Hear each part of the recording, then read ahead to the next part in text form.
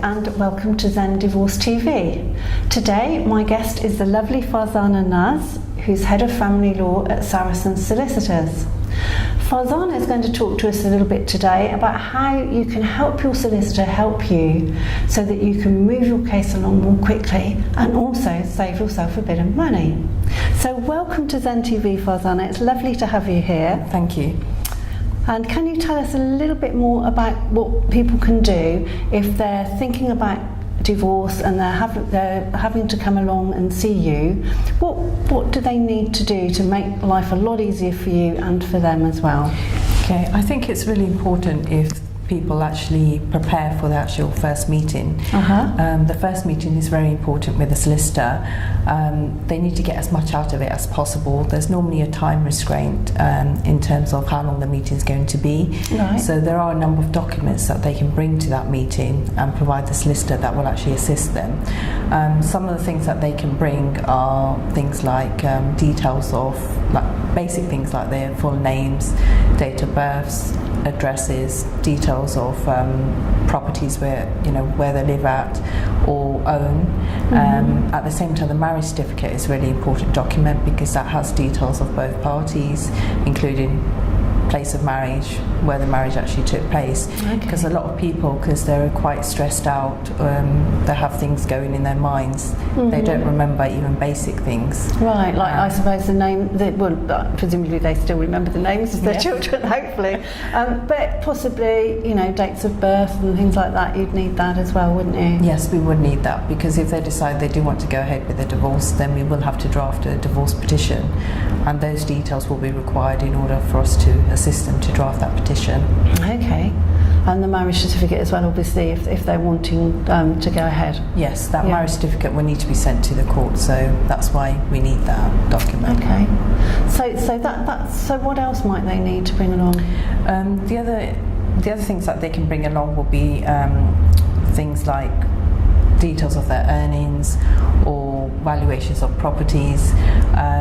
What they can do is, before they actually come to the meeting, they can even go onto websites like Zoopla, and that will give them a rough idea in terms of how much their property is worth, what the value is of their properties that they own. Oh, right. So that's one thing that they can do. They can even go a bit further, take one step further, and even download what we call office copy entries from the land registry website. Oh, office copy entries. What does that mean? Tell us a little bit more about those. That's basically title documents of a property. So each property will have a document called office copy entries, and it will give basic details in terms of the full address of the property, who owns the property, when it was purchased, and how much it was paid for at the time when the property was purchased.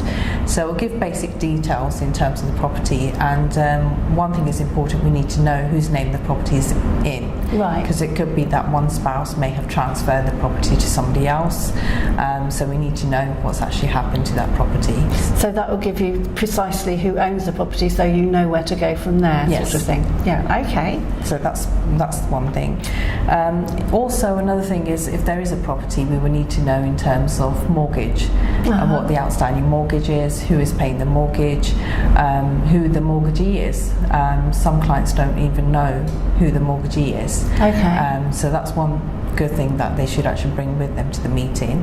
And I guess if you download the office copies, the lender's details will be on there, won't they? So that's another reason why office copy entries are good to have. Another good detail for them to bring to the meeting will be the date of separation, in terms of when the parties actually separated, or when main incidents actually have taken place. So for example, if the police have ever been involved, when were the police called, what actually happened when they reported the matter to the police, if there have been any previous court proceedings between them both before.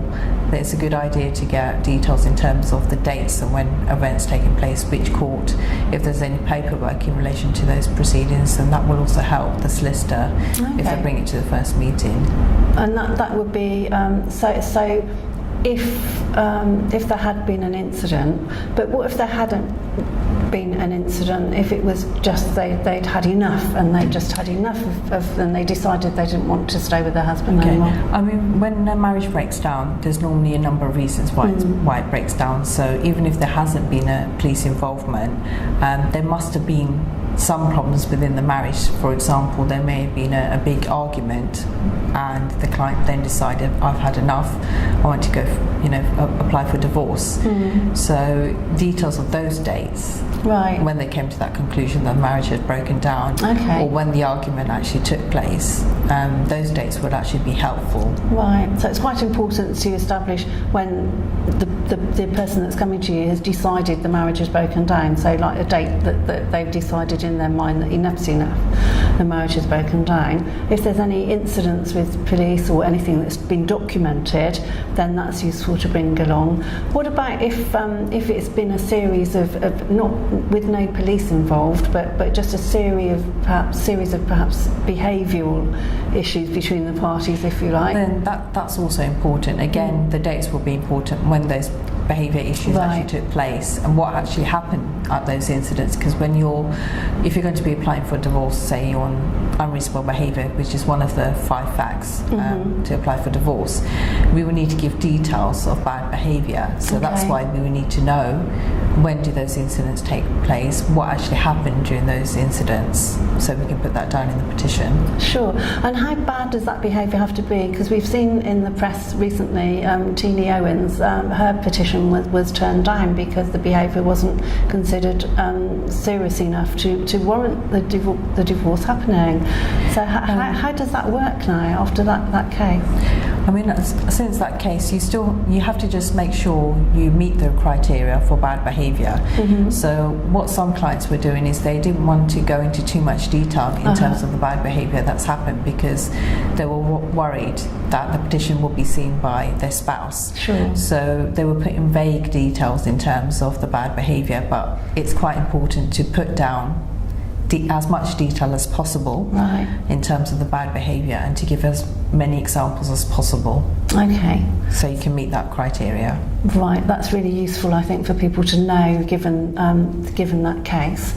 So if they're coming to you, if they've decided they want a divorce, then that's one thing. What if they've received a petition from their spouse? What happens then? Well, if they received a petition from their spouse, then obviously they won't need as many details which I've explained, but they will need to give their solicitor some details. But at the same time, they will need to at least bring the divorce petition to the solicitor and the documents that they received with the petition from the court and give that to the solicitor.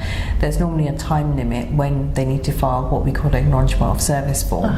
It's normally 7 working days, so it's important as soon as they receive the documents that they notify the solicitor and make the earliest appointment as possible so they can get advice on it. And when they're making the appointment, they need to say when they've received the petition, give the date so that you know when to file in. Sure. Okay. So we've talked a little bit about. So that's if you're deciding to divorce yourself, or if you've received a petition and you want to know the next step. We've touched on getting office copy entries to find out the value of the home and also who the lender on the home is. Is there anything else that you suggest people do to help them move everything forward more quickly?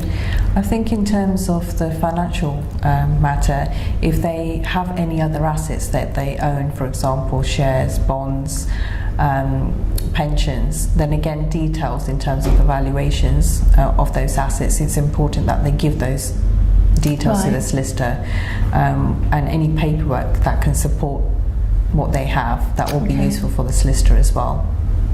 And anything else like wage slips or anything like that? Or? Yes, in terms of their income, if they do bring their pay slips, if they're self-employed, then the last set of accounts or any business accounts that they have or tax returns, then those documents will be important to give to their solicitor. That sounds to be an awful lot of documents here. Is there anything else that people need to think about? I think there are a lot of documents, so it may be worth clients to actually get somebody to actually help them. Maybe someone like yourself, like a coach, or someone else that can assist them to actually gather all these documents, because there will be a lot of paperwork. But if they get the paperwork early to the solicitor can make use of it much earlier on, and the solicitor will have the full details rather than getting bits here and there as the case is going along. So like I said, someone like yourself would be great assistance with the clients to actually assist them to gather all the paperwork, and then at the same time it will give the clients a chance to benefit more from a consultation meeting with the solicitor, because don't forget the client's actually paying for a consultation. So if they want to make the most of their money and get more advice rather than trying to give details to the solicitor at the meeting, it's important that they gather all the documents in the first place. So they really need to come almost with like a pack of documents for you to present to you. That's quite difficult for people to perhaps think about when all the emotions going on. So yeah, I absolutely agree with Farzana. If that's you, then do come along maybe and see me, because I can help you get all your documents in place so that you can make the most of the time with your solicitor, and also be able to move your case on a lot more quickly in those circumstances. And Farzana, you've put together a really useful checklist here for everybody. Is there anything else on the checklist that you wanted to talk about this morning? There wasn't anything in particular. I mean, this checklist is quite important, and it will be available to anyone that wants to download it and obviously take it to their solicitor to get advice in the first meeting. That's lovely. Well, thank you so much for coming along today. At the end of this video, you will find Farzana's details, her contact details, and you'll also be able to download her checklist, which will be very useful for you if you're thinking about or you're starting to go through divorce. And